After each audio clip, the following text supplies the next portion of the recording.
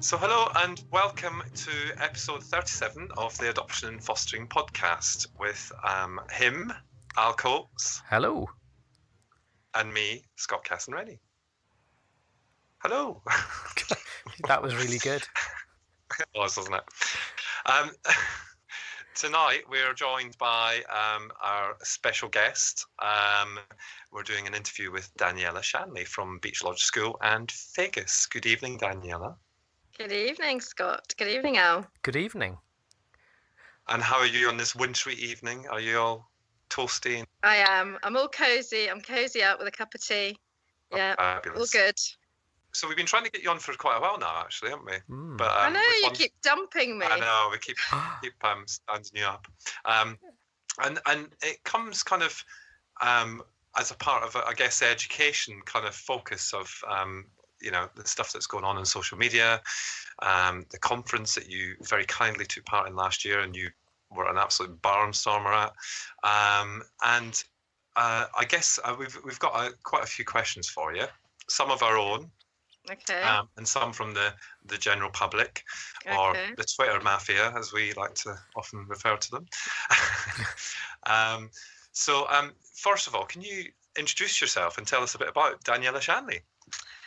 I can. As you say, my name is Daniela Shanly. I am 50-something. I've forgotten. We didn't know. 53. Well, you don't look it. 53 years old. I have, with my husband, Mike, I have 2 adopted children. Dominic, who's aged 14, and Cora, who's aged 8. And we adopted Dominic from an orphanage overseas and Cora from England. And it was really Dominic's difficulties at his school which prompted me to set up Beach Lodge, because by the time he was in year 3, he'd been excluded or asked to leave 3 schools. And I felt that I had no choice but to do something about that. So I set a school up for him and for children like him. And that was actually one of my first questions. Actually, was what was the final straw that resulted in you even considering opening a school? Was it just literally just had enough? I was just an angry mum, I think. I just had enough, and I'd just been gone from pillar to post. I've been marching in left, right and centre with all the usual books that you do, Louise Bomber, Dan Hughes and Margot Sunderland and everybody, trying to get the teachers to understand a little bit more about developmental trauma and about attachment difficulties. And they tried. They really did try. They tried their hardest, but... and I have nothing but praise for them, but it was just, it was too difficult for them. And my son's needs were very, very misunderstood. And it was at my son's year 3 parents' evening where his teacher pushed aside all of the books and said, Mrs. Shanly, this isn't the right school for your son, and there isn't a right school for your son. And after I sort of mopped myself up and picked myself up, I thought, okay. First of all, I was extremely angry and frustrated and annoyed that somebody should go out on a limb like that. But actually, on reflection, I was actually very grateful to her because she was honest and she was she who encouraged me to set up the school. And I'm pleased to say she now works for me. Oh, really? Oh, yeah, wow. Yeah. She retired from her old position, and she now works with us with our little year 3s. And she's absolutely fantastic. Oh wow, that's amazing. So that's part of the story I didn't know. Yeah, well, you'll meet her next time you come around. So that's what we did, and I just I suppose I was just all guns blazing. I didn't really know what I was doing. My background's in the theatre. I had no idea about education. Yeah. And just opened the book on how to start a school and just did it, I suppose. And it was all a bit of a blur, really, I have to be honest.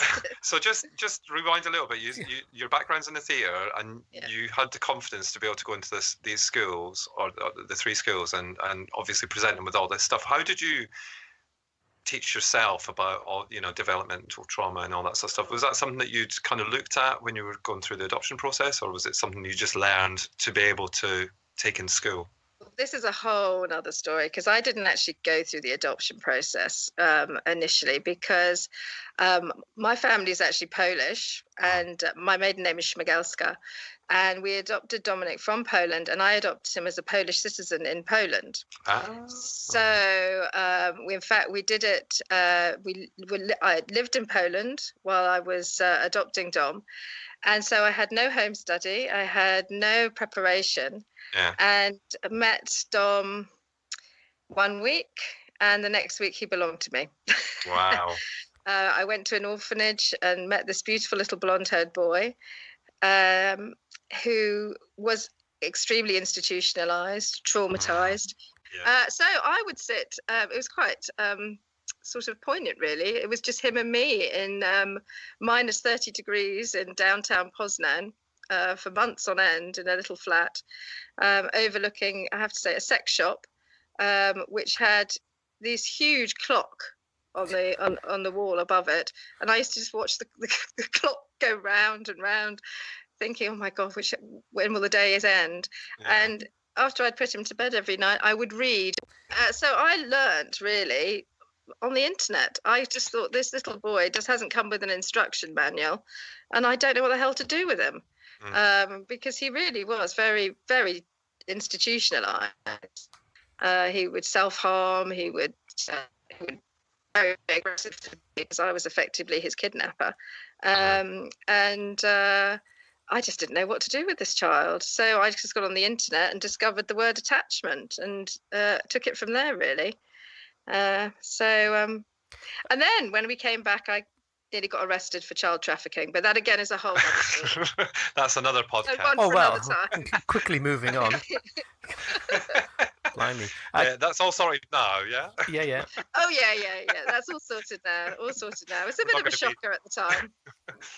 Oh, dear. Can I ask a question about your comparison between the Polish adoption system and the UK adoption system? I mean, because you said you've got a younger adopted child, so you've been through both systems. Pros and cons, compare and contrast? Oh my goodness, there's no comparison. They're completely different. I had no preparation whatsoever in Poland. It was literally, as you see him, you like him, you can have him. So this poor little boy, we had none of the. I mean, I went through the process in Poland, and then I had to re-adopt Dominic in England. Yeah. But with our daughter, we did it all from England, so I was able to see both. And with the English system, where you have those weeks of getting to know the child, and all the sensory stuff, all the smells, and all the learning all about the family, and inviting them into your home, etc., etc. None of that in Poland at all. I mean, I literally was his kidnapper. The director of the orphanage, when I went to pick him up, and I knew I knew nothing. I was none the wiser. I thought this is how it happened, because I had no other experience to get that from. And the manager of the orphanage just said to Dom, come outside. There's a little cat outside waiting for you. And he went outside, and she said, "Is your car running?" And my car was. So she bundled him in the car and said, "Right, off you go." So that trauma, and that is trauma in itself, which was taken years. We're still not over that trauma. He's still not over that. I mean, it's a personal question, so please, if you're uncomfortable, please say it. But were you aware of the impact of that at the time, or were you just kind of going along with what you saw as the system and what was normal in that context? I had no idea. I thought they were the experts. Yeah. They are the experts there. I mean, they run there's children's homes throughout Poland in every town, because it's a Catholic society, and there's a lot of unwanted pregnancies, a lot of unwanted children. And I guess I just, in my naivety, thought that was the right thing to do. I had no idea. And I mean, crikey, 12 years later, we're still really reeling from that particular day, the impact of that trauma, let alone all the trauma that went before. I mean, that's quite astounding, because you've said a couple of times, I was literally his kidnapper, and that there's a trauma there for you almost as well, isn't there? That yes, you are complicit in that, what happened, and on reflection, you're probably a bit freaked out as well. You've got all of a sudden you've got this little boy bundled into your back of your car and you're off you drive. Wow. Oh, I had never changed a nappy before.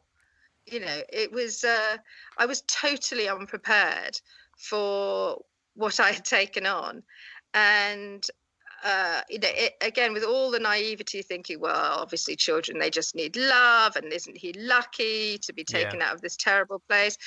I mean, God, how stupid. I certainly don't think that anymore, and I do feel complicit, and I think we are very, very close, he and I, very, very close. And I think having experienced him seeing himself for the first time ever in a mirror, for instance, and seeing the fear that he had with me, allowed us to become very close, because I then did things like almost like trying to rebirth. I mean, after a couple of weeks of just not being able to connect with him in any way, shape or form, I thought, right, we're going to have to start from the beginning. So I stripped naked, and he looked at me with disbelief. I mean, he was only 2, so I mean, it wasn't such a horrendous. And stripped him naked and just huddled, and body beginning to relax and beginning to ease into it, because he'd been very violent towards me. And from there, I think that was a turning point, and we just learned together. And in fact, in some ways, I'm very grateful for the fact that we were almost in isolation for 3 months on our own in Poland at that time, because it was cold turkey, but it really, really helped us to forge a very, very deep bond. I guess that for you, I mean, I don't know you. Clearly, I don't know you. But you being thrown into that environment, all your natural supports are kind of removed as well. So you're forced into each other's for that bond to be, it's make or break, isn't it? 3 months of Wow. I had nobody. I had no family with me. My husband would come on the weekends, which was great. And of course, when he would walk through the door, he was the saviour. Don would run to him and like, oh, it's great. And I'd be there covered in bruises and cuts and a half-open bottle of wine. I'd be like, oh, for God's sake, you can have him now. Just exhausted. But, it was. And I think we were very lucky in some respects. It sounds stupid, but it was so hard. But I think we were lucky to have that in some respects. Yeah, I don't think we were expecting that when we said we'd interview, but that's fantastic. Nothing whatsoever to do with education, but I suppose in a way it is, because I had to learn myself. And I think a lot of what I've brought to the table in my school is something that I have learned the hard way and instinctively, and it hasn't been instructed. I mean, it's very deep. What happened to Dom and I in those months. Yeah.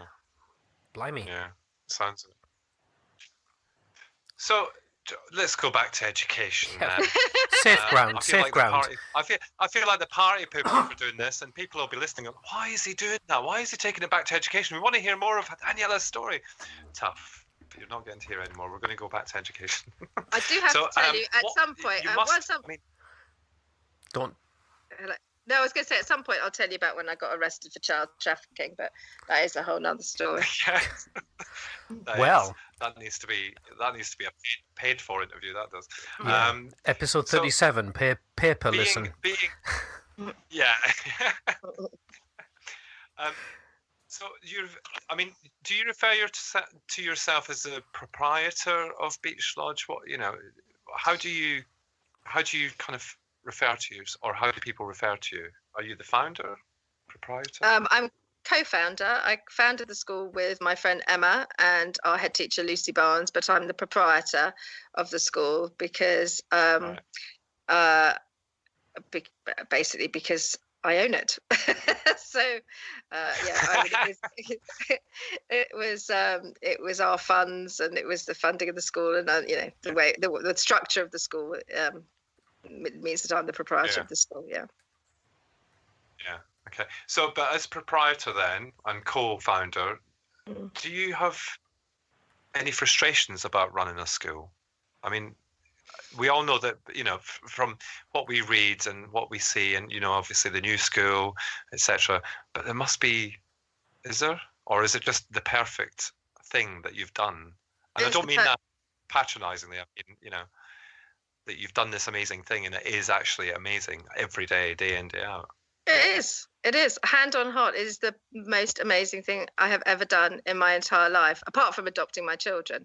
But it's the most rewarding, satisfying, and fun thing I have ever done. I mean, the personal rewards of seeing how children and their families benefit and move forward is just, you can't beat it. It's fantastic, and it's great because you can, and I think because we're an independent school, we can be very creative and imaginative with the way we do things, and slightly disruptive and rebellious, and I like that. I like the fact that we can sort of create our own little microcosm of a society under one roof, and stick two fingers up at everybody else.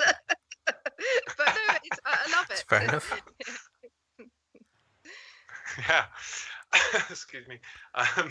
And I mean, obviously one of the questions I had was, obviously Dom's going to get to an age where he's no longer at the school. And I mean, I know the answer to this question, but I'm going to ask it anyway. Obviously, once he's left school, how are you going to? You'll keep on going. What will the difference be? Do you think? I missed a bit of what you said. You cut out. So you say that again. So obviously, Dom goes to school, but he will become of age where he doesn't go to school anymore. So what would you? How do you see that panning out in terms of you still being there, and the work that you've put in? Is it going to make any difference? No, not in the slightest. I'm there for life. You wait. I'll be 100 years old, and I'll be still clinging on to my chattels. I'm running this place, and I'm still here. You can't get rid of me. No, it's a life mission, isn't it? It's the reason, reason to exist. But it's it's a part of me. I've met a lot of women who have set up schools since I've set up Beach Lodge, who we all share something very, very similar. And it's very hard to put your finger on it, but I think it's just that sort of bloody mindedness and tenacity that you need to say, oh, I can do this, we can do this. And to have that love of seeing children and being able to help shape their future, and to get so excited every day to be able to work with incredible staff who are as passionate and as dedicated as we all are, and and to work with these incredible kids who are so misunderstood, and then to see the gems that they come out with is, you can't beat it. I just love it. And the fact that it is all based around relationships, and it's all based around love, actually. I mean, I think love is the most important thing that comes out of it, that's the essence of what Beach Lodge is all about. And that's where we started. I'm not a religious person in the slightest, but I do believe that we've got all a bit scared of using the word love. And I think, we try and encompass that within what we do. It's caring for each other. It's being compassionate warriors, to fight for these children, but to do it in such a way that is heartfelt. Yeah. It's funny. I knew that would be your answer as well. So, and what about? I mean, you touched on that there when you're 100. So there will come a time where Mrs. Shanly will no longer be with us. Let's hope it's not for a few years yet. But what how? It's obviously you're going to leave a legacy. What would you like to see happen with Beach Lodge after you've retired? Let's say retired. I'll tell you. Let me give you an idea where that question comes from. So I'm just thinking back to when I came along to the grand opening, or the not so grand opening as you quoted, and we planted those beech trees, and it did get me to think that actually there was a part of me planted at Beach Lodge, if that makes sense. Not, you know, physically, obviously, because it's just a little tree, but it did make me think about the future. And obviously, you know, people, you know, inevitably pass away or, you know, whatever. So I guess it was just that feeling of, you know, you've set something up, and you've, in your mind's eye, you know exactly how you want the school to be, and you work with the people that you want that to be. So, you know, yeah, that's where that kind of thought process came from with the question. Are you fishing for a job, Scott? No, not at all. I've got enough of the one I've got. Thank you very much. All right, okay. Just checking. Well, I hope, you know, Beach Lodge will last, you know, for hundreds of years to come. I hope it will, you know, stand out as an example of what can be done in an alternative. I would love my children to take it over. Dominic will probably do an apprenticeship at the school, and he's already expressed an interest in doing outdoor learning. And when we've talked about it with him, he says, well, and he can really connect with a lot of the younger children. And I think his attitude is, well, you know, Mum, I'm pretty screwed up, so I can relate to these other children. And I think he's very emotionally literate and is able to connect with them. And this little one here, I think she's got great ideas of becoming a teacher, haven't you? That were a pop star. But I'd like to see it. I'd like teaching to see pop star. Exactly. I'd like to see it stay in our family, and I'd like to see it to go on for much longer, of course. Yeah. That leads nicely to a question. That's good to know, because I think that, you know, people would want to know that. Yeah, we had a few questions where a few people had asked specifically if you would open schools near them. One in the southwest and one in, is it Hertfordshire? Someone was after. So, I mean, you're clearly passionate. I'm glad you asked that question. Well, yeah, I've got nothing to lose. You're clearly passionate about what you do, and you're not like, you know, New Schools Corporation who's going to take over the world to make money out of it. You want to make no, that's a terrible thought. So, is it something that you would consider?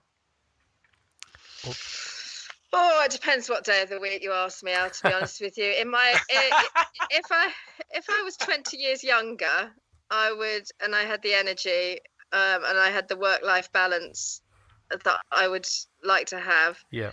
I would probably say yes. But as I'm sitting here right now thinking I have got so much to do, and I have two young children who still need a lot of attention, and I'm knackered. I hear you. It's quite hard. But I don't know. I never say never, but it's like you just touched on. I'm not in it to sort of have like a whole like Multiacademy trust full of schools all led by a leadership team who know absolutely nothing about what it is our children need and want. You know, Beach Lodge has grown organically from like a tree, from a very, very, very small seed into a beautiful blossoming and growing tree. And if some more seeds fall off and grow elsewhere, then that will happen, but it will happen in its own time. I'm not at the moment. It's too hard for me to contemplate. Okay. So maybe franchise. Would you consider a franchise? We're not a retail item that you can franchise. You know, schools are about people. Schools are about the people that are within it, and you can't replicate the people that we've got in it. And it's very hard to do that remotely. You know, it's our brand. A brand is one thing. A brand of a drink or a retail commodity is one thing that you can sell off, but you can't recreate that in schools, and it's too dangerous to do because things could go too wrong. And I would be very scared to put all my trust into something very far away from where we are, and it to go horribly wrong, and it could bring down everything, and that scares me slightly. So I don't know. We've got some fantastic young teachers coming through. What we do is we've taken on some teaching assistants that we've put them through the PGCE, which they've done through us. And they are learning with us, and they're learning our way, and they're working with us. And those are the kind of people that I could see deploying into maybe setting up other schools. Yeah. And I think that's the way it would work. But Yeah. But I think as well, it's good to start small. Yeah. I looked at the free school model, and I didn't like it because I felt that I didn't like the admissions criteria we would have to adhere to, which would be too broad for us. We're the gatekeepers of our admissions policy, and therefore we're able to take children that we really know we can make a difference with. Local authorities, we work with 10 or 11 local authorities now who all place children with us, and they're desperate for school places, and they do try to shoehorn children into the school whose needs we can't cater for, and other schools can cater far better than we can.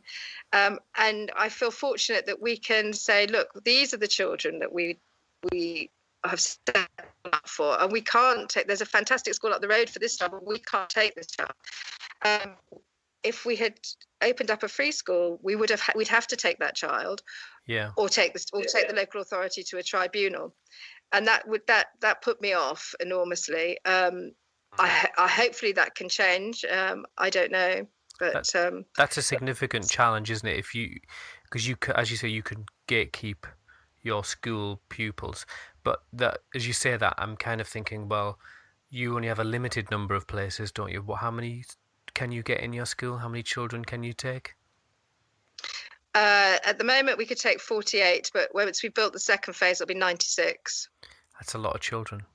And one of the questions I had was, well, will you take my daughter? No. One of the questions I had was, how do you say no? Because there is such a need, and you could fill 96 10 times over, couldn't you? Oh yeah, easily. It's very hard. It's very, very hard. But again, by growing, starting with only a few children, we have to consider the existing cohort of pupils. So we've got to consider the type of children, the nature, the personality, and the academic levels, the social and emotional levels of the children that are coming in, so that we can work as a cohesive and harmonious unit.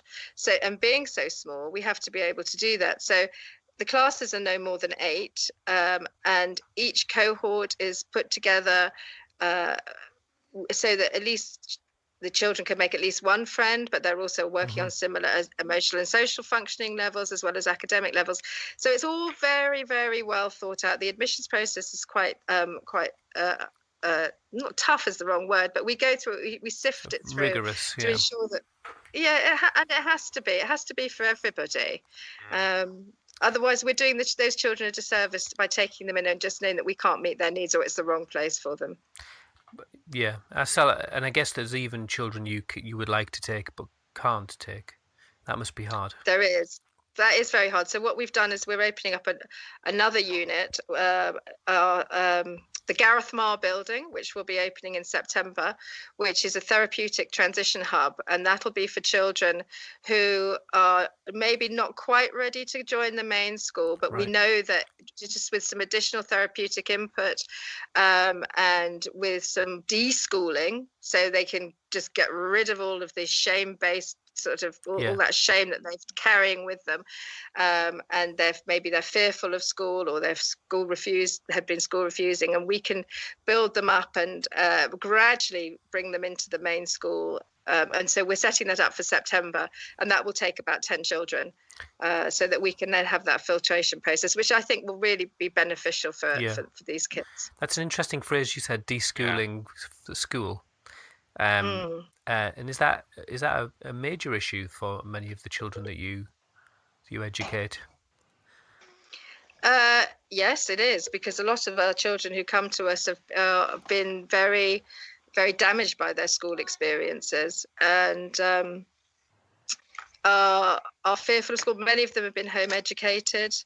Many of them have been on the verge of exclusion or excluded from school, and so and it's not just the children, don't forget, it's the whole family dynamics. The families come to us and they've hit a wall, 9 times out of 10 with school, and they are just in pieces, and they are distrustful of school. They've been let down by schools, and And even the good schools have tried very hard. I think the parents just find the whole system as such a challenge, and it really frustrates me that so often the families that need it most get the least amount of support. Yeah. And they've taken, they've adopted these and love these wonderful children who are so misunderstood, and they feel isolated, they feel misunderstood, and so we're there to really help the entire family, not just the children. You mentioned their adopted children and the needs of children. What is the demographic of your children? Is it is it a fair spread across types of children?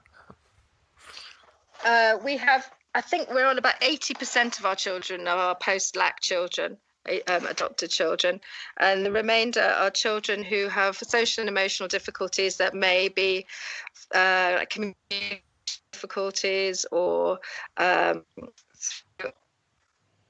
through other areas, but they are the glue that quite often that sticks the other children together, in this, or they're like the pointing in the bricks, I would say, because a lot of those children can model appropriate social and emotional functioning, and yet have other difficulties, but they can perhaps model better friendships, and Right. And it's good to have that balance. It's good to have that mix of children. I'm really surprised at that number you said of 80% of sort of previously looked after children.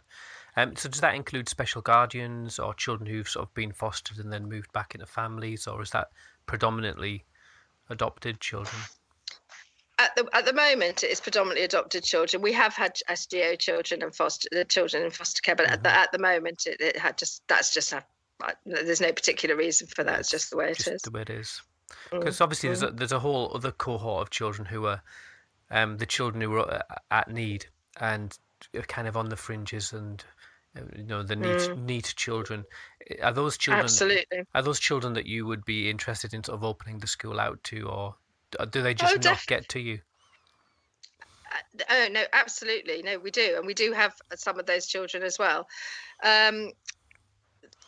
What is very beneficial about working with adopted families in particular is you have motivated parents. You have parents who are there for who are absolutely on it for their kids. They would do anything for their children. And if we're trying to really help shape a child's future with their family, we're all on the same page. We're all talking, we're all at it together. And I think the difficulty comes if you don't have that you don't have that parental support. It can be much more of a challenge. And I just think with the school, we do. I mean, as I say, we do have children like that, certainly, and families like that. But I think because adoptive families have sought us out because they are just on it, as I say, and they're just trying to find the best for their children. That's the way it's turned out to be. Yeah. So. Because obviously you're not a free school, so that implies that there's money. People have to pay you directly. So, and you said local authorities refer to you. So do they see the financial sense of sending children to you? But was it a hard decision to kind of say, actually, we're not going to be free. We're going to be a fee-paying school, and that, by definition, will maybe prohibit some families being able to send their children? Yes and no, because what we do when we first started, we ensured that. Let me start again.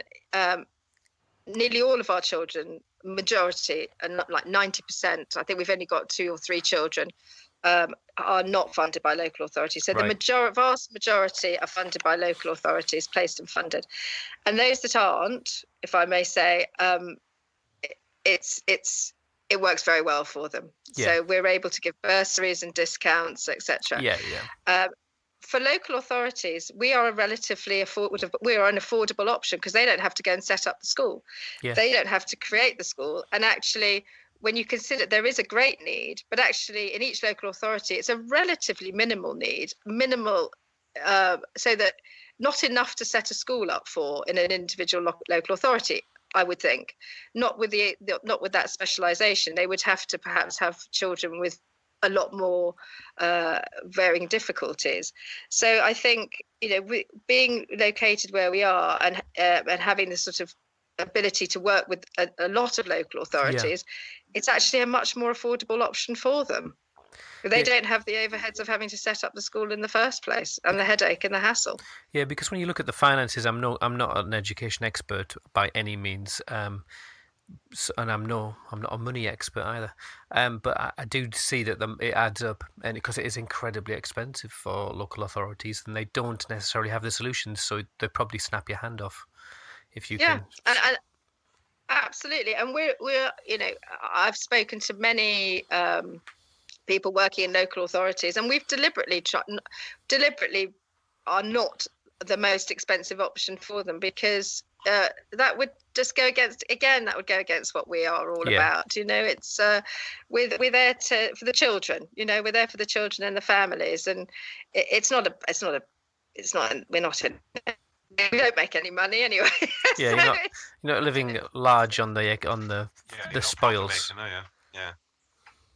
No, we're not profit. We are definitely not for profit. We are definitely a charity. Sorry, Scott, I've hijacked all of the questions.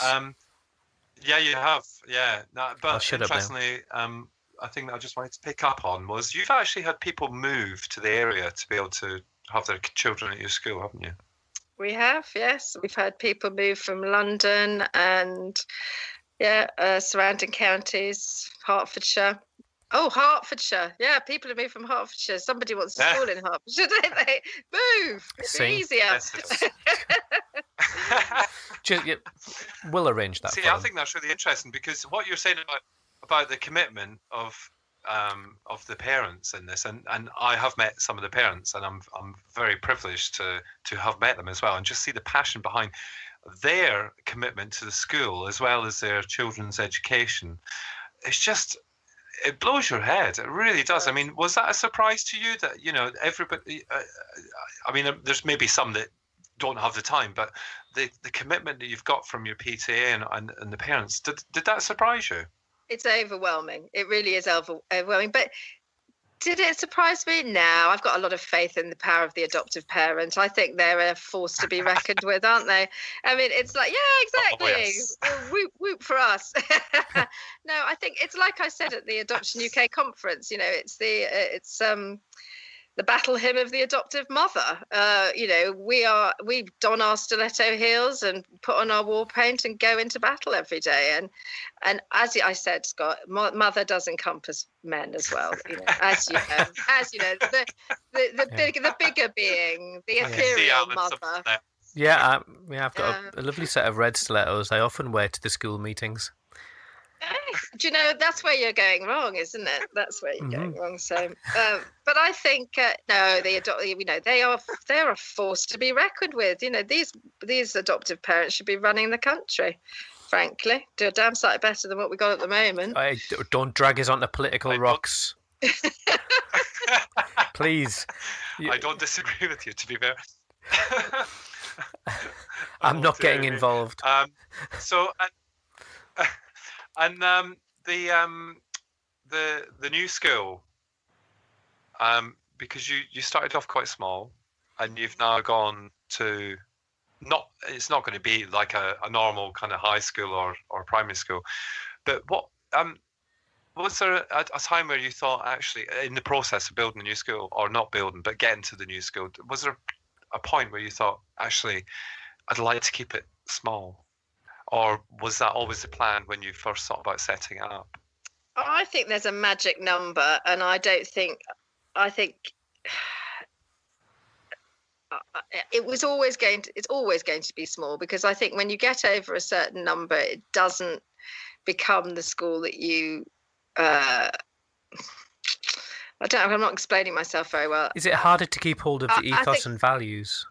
I think it probably is. And I think because it's too overwhelming for a lot of our children to be in such a huge environment.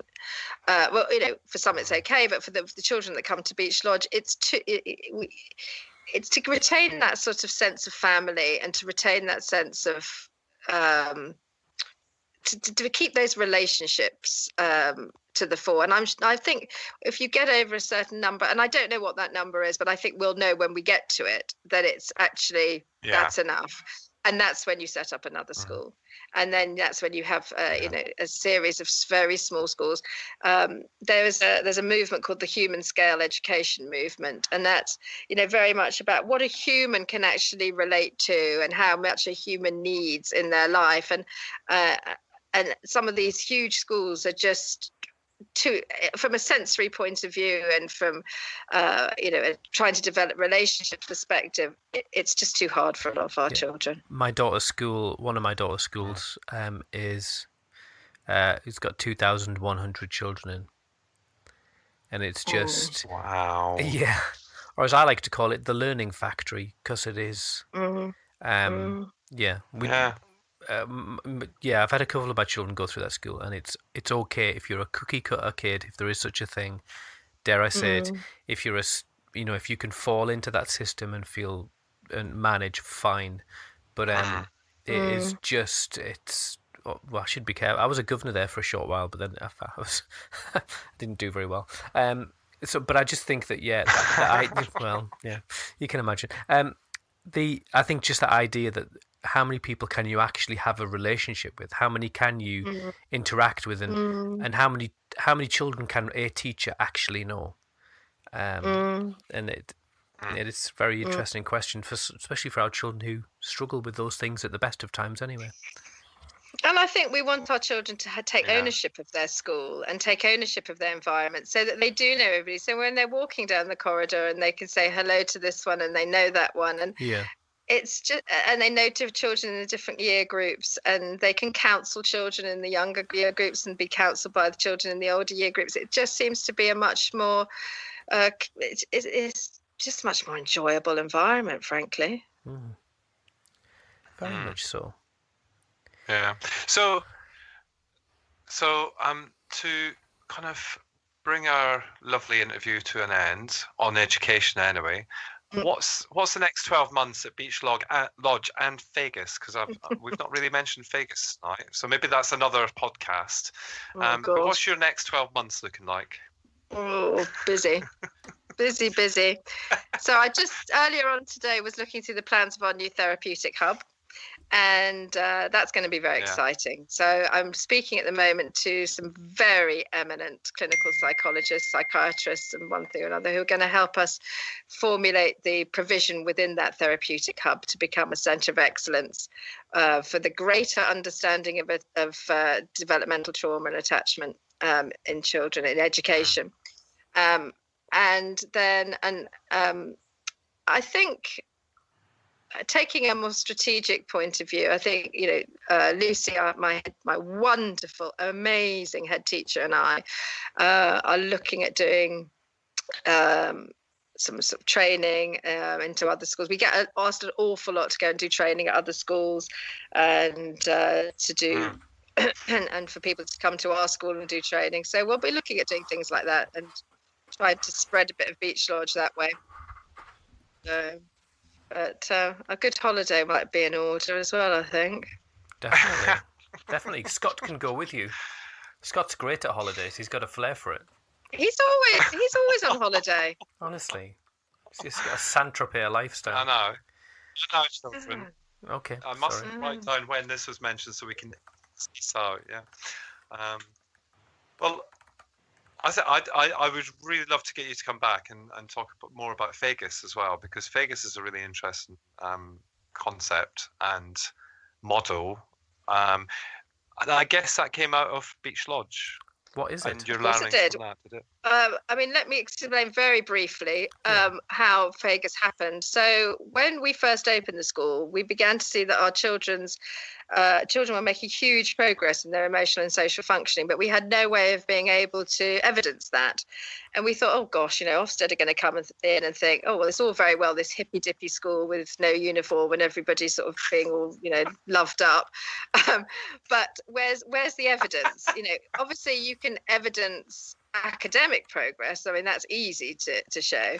But to show social and emotional progress, we thought, well, gosh, we're going to have to do something about it. So it was our educational psychologist, Alistair Lidster, together with another one of our psychologists, Becky Best, spent 2 years as a huge information gathering exercise, collating all of the academic literature on social and emotional functioning and condensing it down into 13 guides, 13 different domains of social and emotional functioning, from things like play, motivation, self-efficacy, self-esteem, coping. And then each guide basically is a condensed information guide about that particular domain. And then together with a online checklist tool, you're able to plot and monitor where a child is in their emotional and social functioning. And it was principally developed for children with attachment and developmental trauma difficulties.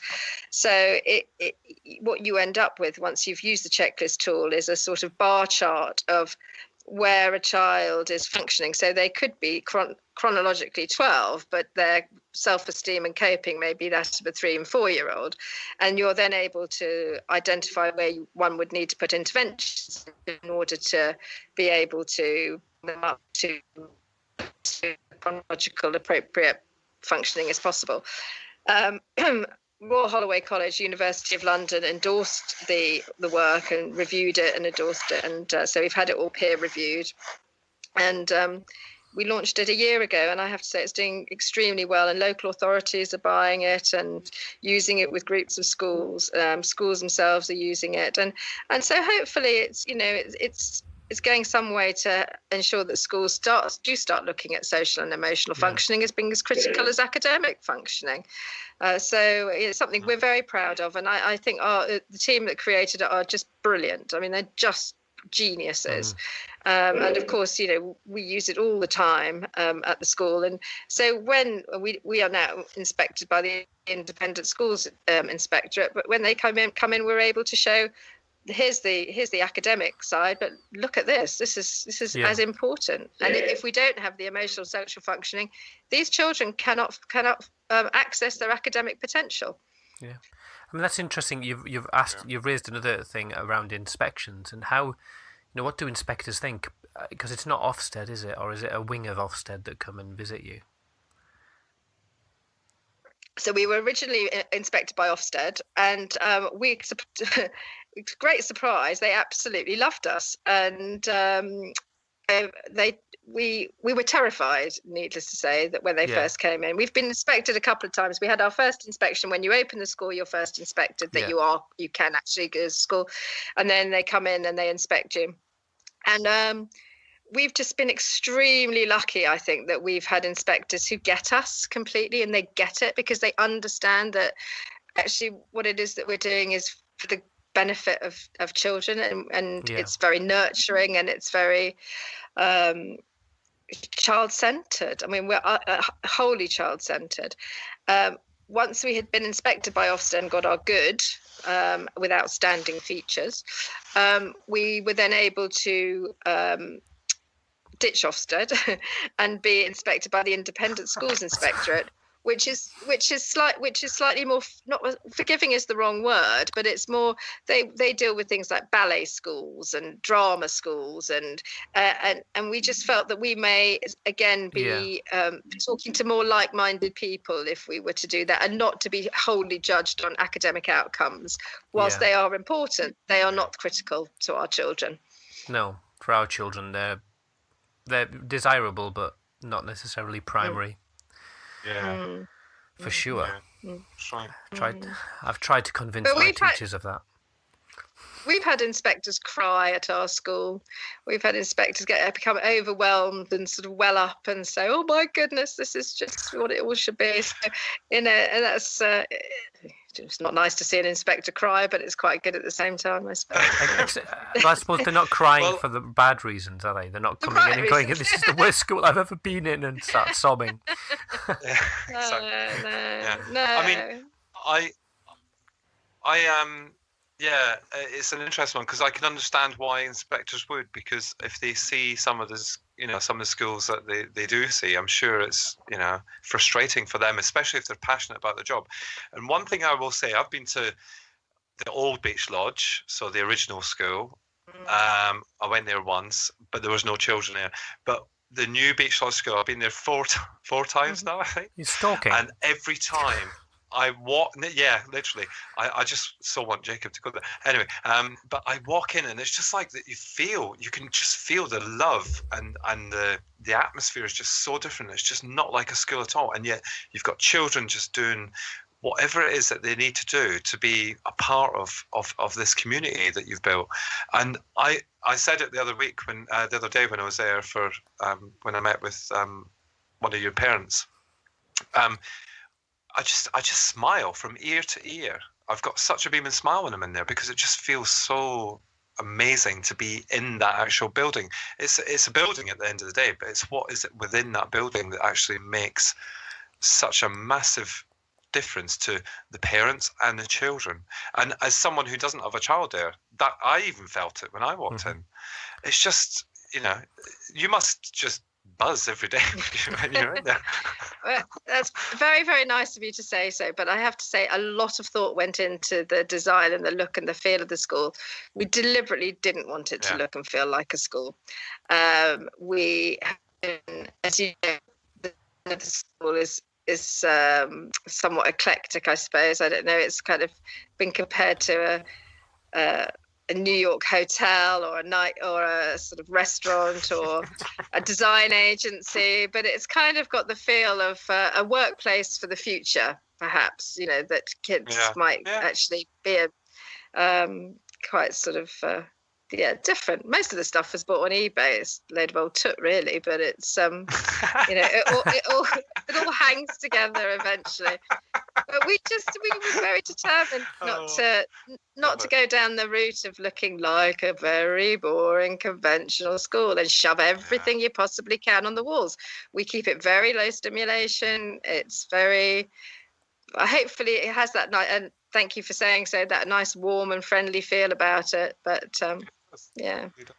So if you ever need a new caretaker, Scott's your man, aren't you, Scott?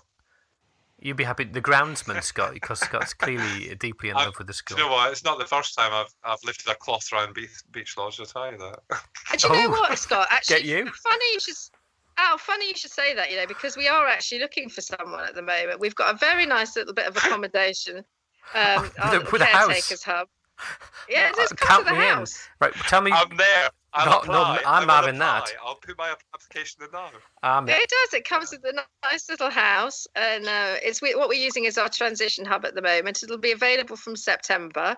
So yes, please. If you do know you're going to get hundreds and hundreds of applications now. We're gonna put that out on Twitter, and there'll be just people be. Do you mind if I bring? They're all going to bring 10 kids with them. Yeah. Every day is a bring your child to the work day. Wait till we get the donkeys in there. That's when it's going to be. Oh, crikey. Oh, well, Scott could do that as well. Anyway.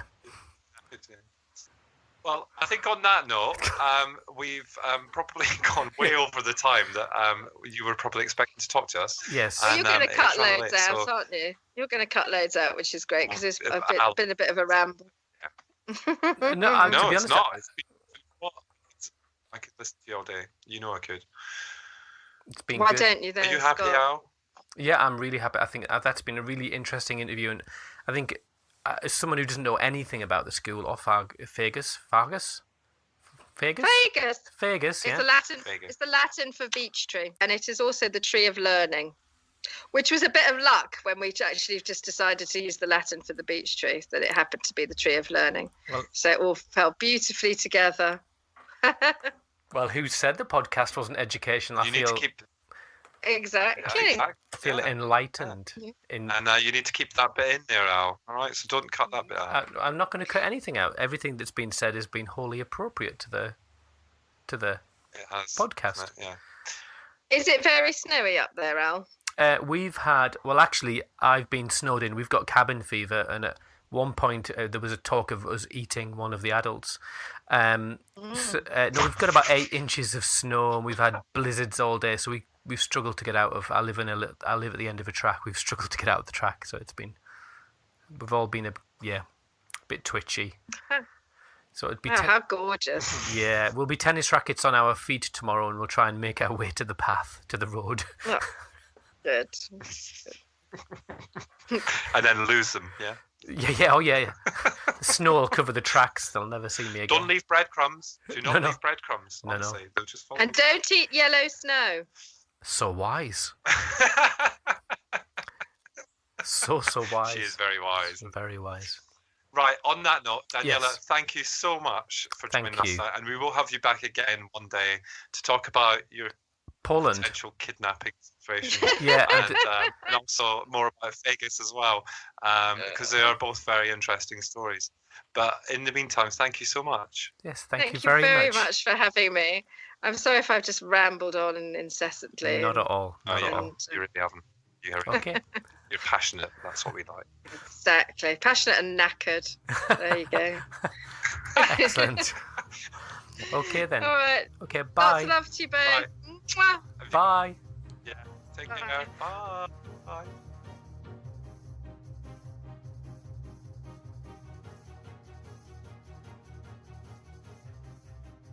One last thing. I have to say, when you were telling your story about living for the first 3 months, and you said, and I used to live opposite a sex shop. Oh, she's gone. I'm not. I'm here. Oh, you're not gone. And you said, I used to live opposite a sex shop, and on the wall there was this really big claw, and I thought you were going to say, I'll be honest with you. And I thought if she says, I am. And I used to look out the window at this. And I thought this is taking a turn. Yes. It's taking a turn. No, Yeah. it was I was thinking we're going to have to beat that. it was a digital clock actually. It was a big red digital. Oh God, no, it's going to get worse, isn't it? It was a big digital clock. I'm so tempted to put this in as an outtake. Can I put this in as an outtake? No, don't do that. Oh, go on. Yeah. Oh, go on then. Yeah, I'll put it at the end for those hardcore listeners. Well, it's been great. I have to go now because